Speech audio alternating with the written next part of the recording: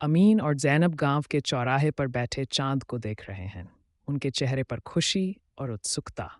अमीन अपने बिस्तर पर सो रहा है और चांद की रोशनी उसके सिर पर पड़ रही है। सपने में वह और ज़ैनब चांद की ओर उड़ रहे हैं। एक सफ़ेद तोता अमीन और ज़ैनब को दिखाई देता है और उनसे उन्हें चांद पर ले जाने के लिए किए जा सकते हैं।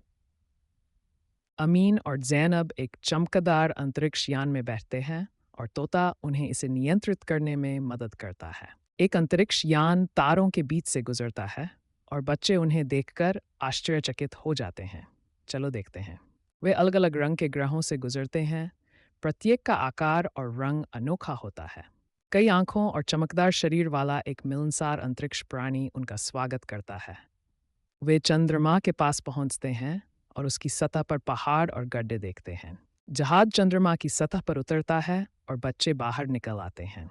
चांदनी की रोशनी से बना एक लंबा चमकदार चमकदार राजा वह उनका स्वागत करता है। राजा उन्हें चांद के अलग अलग हिस्सों की सैर पर ले जाता है, जहां हर जगह चमकती चट्टानें हैं। वे चमकती झील में फारस से मुनहर्थ। चांद पर अजीबोगरीब पेड़ है जिनकी पत्तियां चांद की रोशनी में चमकती है।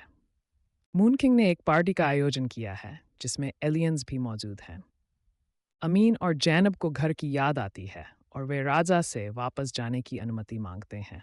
राजा उन्हें एक चमकती चांद की चट्टान भेंट करता है जो उन्हें हमेशा याद दिलाती रहेगी। वे अंतरिक्ष यान में वापस आ जाते हैं और तोता उन्हें वापस पृथ्वी पर ले जाता है। वे गांव के मैदान में लौट आते हैं जहां सब कुछ सामान्य है। अमीन अपने बिस्तर में उठता है और जैनब को बताता है कि उसने क्या सपना देखा था। अमीन और जैनब फिर से मैदान में बैठे चांद को देख रहे हैं और अपने सपनों के बारे में बात कर रहे हैं।